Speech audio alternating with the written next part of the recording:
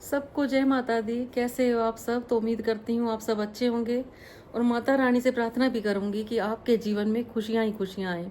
तो आज का हमारा टॉपिक है कि कई लोग सारी ज़िंदगी किराए के मकान में बिता देते हैं। वो पूरी मेहनत करते हैं, बिजनेस भी करते हैं, कई लोग जॉब भी करते हैं, लेकिन उनका अपना घर नहीं बन पाता। आखिर क्या कारण है? उनकी सारी ज़िंदगी किराए के मकान में ही बीत जाती है। तो शुरुआत करते हैं हम आज की वीडियो की। और वीडियो शुरू करने से पहले मैं आप सबको ये कहना चाहूँगी कि अगर आपको मेरी वीडियो अच्छी लगती है तो ऐसे लोगों से शेयर कर देना जिनका अभी तक अपना घर ना बना हो, जिन्होंने सारी ज़िंदगी किराए के मकान पे बिता दी हो। अपना घर बनाना कोई बड़ी बात नहीं है। मैं कहती हूँ पैसा कमाना कोई बड़ी बात नहीं है। अगर हम दुआएं कमाते हैं, अगर हम सबके साथ अच्छा करते हैं, तो हमारी ज़िंदगी में पैसा कमाना कोई बड़ी बात नहीं है। सबसे मुश्किल बात है दुआएं कमाना। पैसा तो कोई भी कमा लेता है, और ऐसा पैसा जो पता ही नहीं चलता कहाँ से आया कहाँ चला गया, तो उससे हमारे घर नहीं बना करते। तो हमें सबसे पहले कोशिश करनी है कि हमें दुआएं कमानी है, और दुआएं कमानी बहुत मुश्किल है। इसके लिए आपको दिन रात मेहनत करनी पड़ेगी।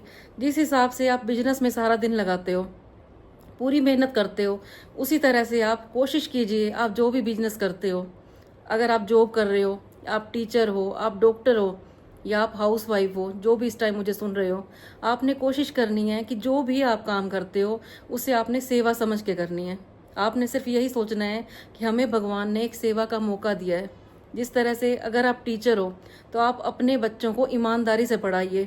अब आप बोलोगे ईमानदारी से हम कैसे पढ़ा सकते हैं?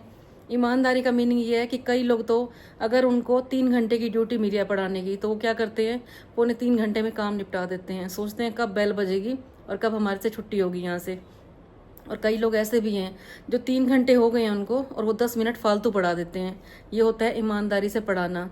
फिर हम दूसरी बात करेंगे, अगर आपकी शॉप है या कोई भी आपका बिजनेस है, तो जब आप कर रहे होते हो ये काम बिजनेस में, तो आपने क्या सोचना है कि हम ये काम लोगों की सेवा के लिए कर रहे हैं। जो भी आपके पास आता है, जो भी आपके संपर्क में आता है, सबसे पहले तो आपने ये देखना है कि इनका क्या फ़ायदा है इसमें।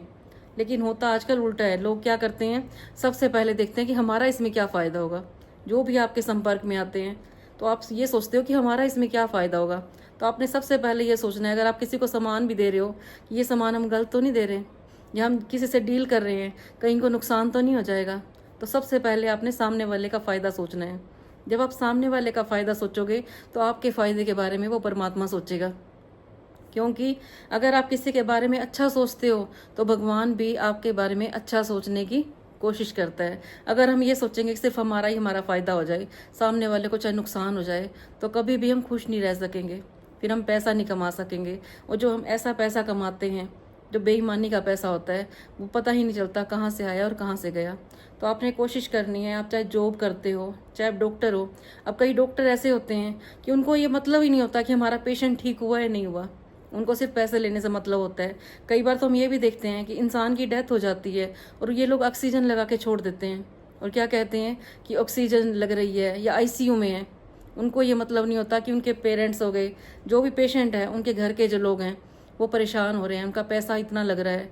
तो ये भी हम काम ईमानदारी से कैसे करेंगे, आप सब ने ये नोट करना है। अगर आपके बच्चे कहना नहीं मानते, आपका सारा दिन घर से बाहर रहते हैं और उनको कहीं भी कामयाबी नहीं मिल रही, तो आज से ही कोशिश कीजिए कि जितना हो सके लोगों की दुआएं कमाइए। क्योंकि अगर हम लोगों की दुआएं कमाते हैं तो हमारे बच्चे भी कामयाब होते हैं।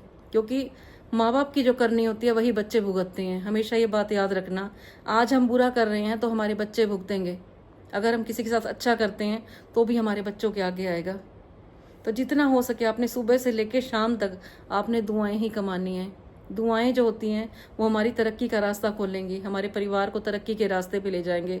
और जो बद्दुआएं होती हैं, अगर हम किसी के साथ कुछ गलत कर देते हैं, किसी के साथ धोखा कर देते हैं, तो भी हमारा कुछ नहीं हो सकता। हम लाइफ में कुछ नहीं कर सकते। हमारी सारी ज़िंदगी किराए के मकान में बीत जाएगी।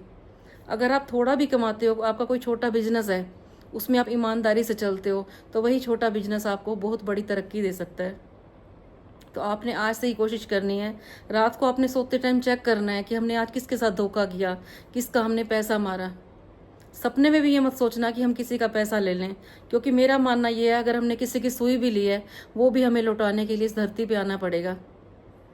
तो उम्मीद करूँगी आपको मेरी बातें अच्छी लगी होंगी। अच्छी लगी हों तो इसे आगे शेयर कर देना, क्योंकि किसी को अच्छी राह दिखाना भी एक पुण्य का काम होता है। मैं अपनी हर वीडियो में यही बोलती हूँ कि अगर हम किसी को अच्छी राह पे दिखा देते हैं, तो आपको लगता है किसी इंसान का आज तक घर नहीं बना, तो आप उसको ये वीडियो शेयर कर सकते हो। ये भी एक पुण्य का काम है, क्योंकि पैसा कमाना बहुत आसान है, और ऐसा पैसा जो हम आसानी से कमा लेते हैं, वो पैसा जाता भी आसानी से है। जो मेहनत से कमाते हैं, ईमानदारी से कमाते हैं, वो पैसा आता भी मुश्किल से है और वो जाता भी मुश्किल से है। और जो हम आसानी से कमाते हैं, 2 नंबर का काम करके, किसी का बुरा करके, किसी का मार लिया कम ने, तो वो पैसा आएगा भी जल्दी और जाएगा भी जल्दी। कोर्ट केस में चला जाता है, बच्चे बीमार हो जाते हैं, बच्चों की जॉब नहीं लगती। तो हमें पैसा नहीं चाहिए, हमें लक्ष्मी चाहिए। लक्ष्मी कैसे आएगी? दुआएं कमा के। तो कल फिर मैं आऊँगी आपके पास ऐसे छोटे छोटे टिप्स लेके। तब तक के लिए सबको जय माता दी।